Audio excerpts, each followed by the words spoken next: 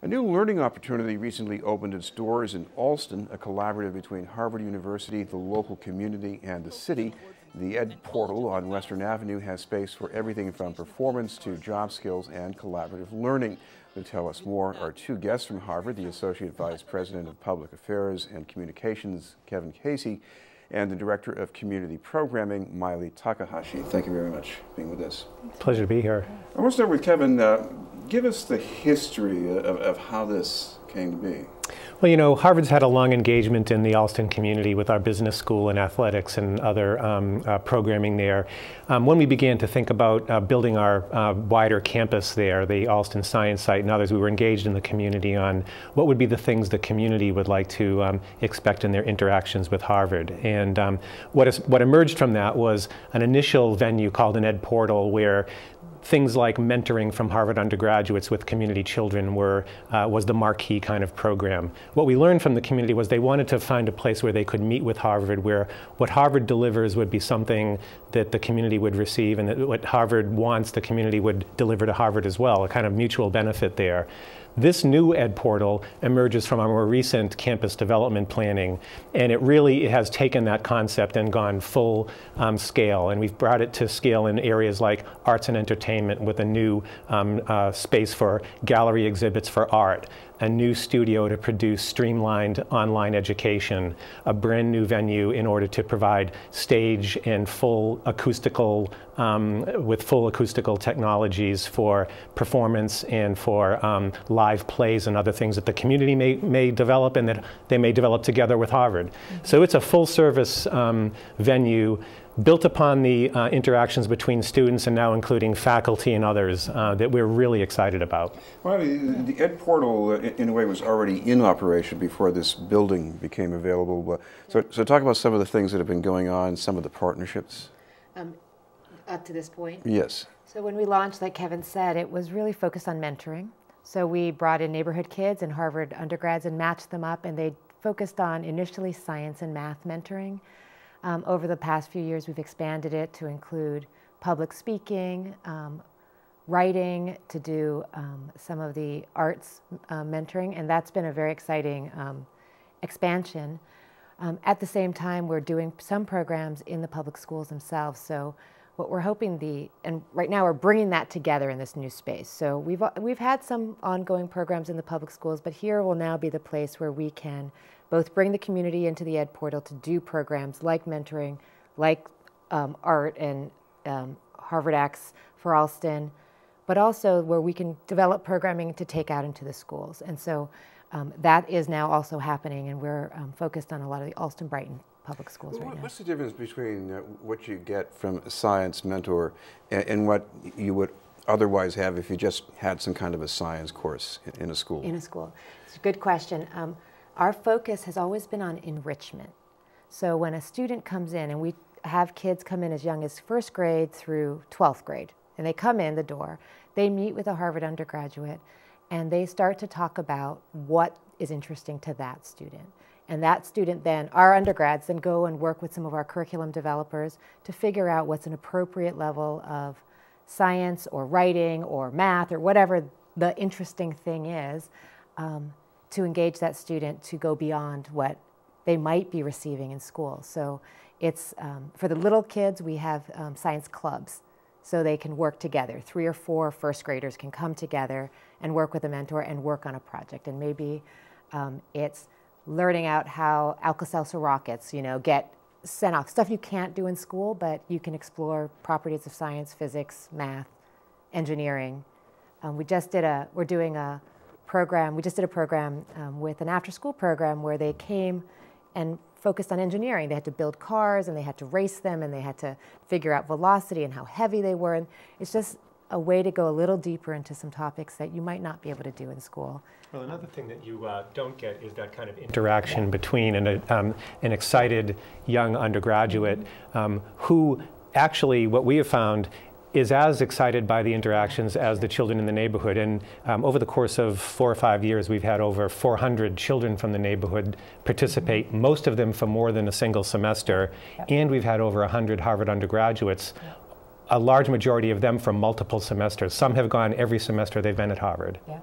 You know, I grew up in Boston, went to a public high school, and I confess one of my secret thrills as a teenager was when I went to a college campus. It didn't matter which one it was. I had to, I belong here. Yeah. That kind of, how important is that?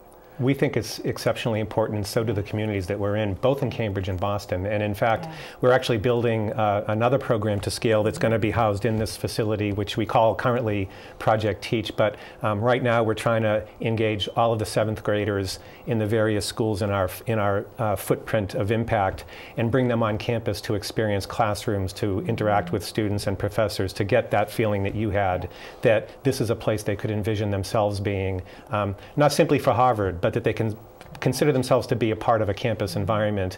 And we're calling this a college awareness program, and working with the administrators in both Boston and Cambridge to develop that. Maile, what about some of the future programs that are coming up? So there's 2 very exciting areas that we are looking at. One is Harvard X for Alston.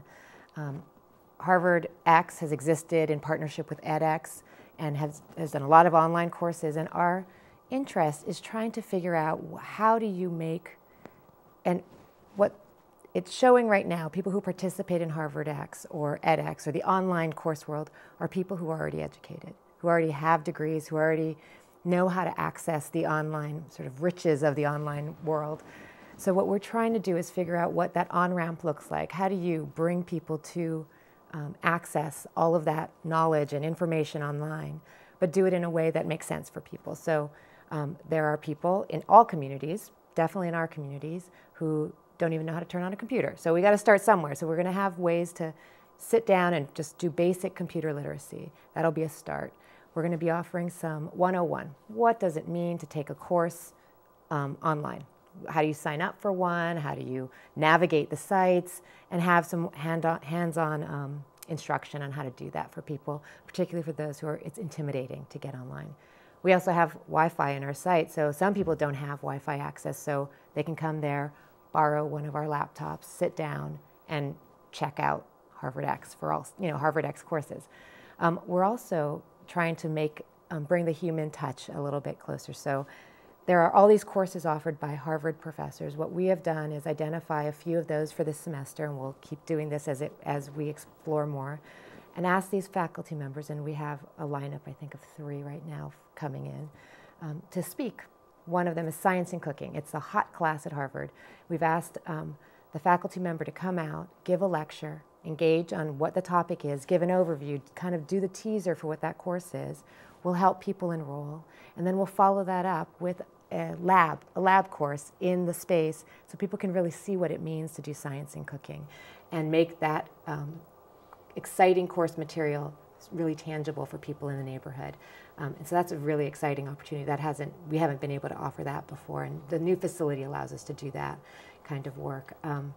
We are also inviting Jonathan Haber out. He's our first lecturer, and he took the equivalent of a bachelor's degree of courses online in a year, and he is our Harvard fellow, Harvard X for Alston, Harvard X fellow, and he's going to come and speak and talk about his experience, the good, the bad, the things that he's learned, and it's just sort of a way to engage with people who are curious, but it's not that easy for them to just access the online world. So that's our sort of launching part this spring, is to try to get people to explore and see what it's about and provide as much support as we can. And Kevin, just to make sure people find their way to this building, it's not that hard to find.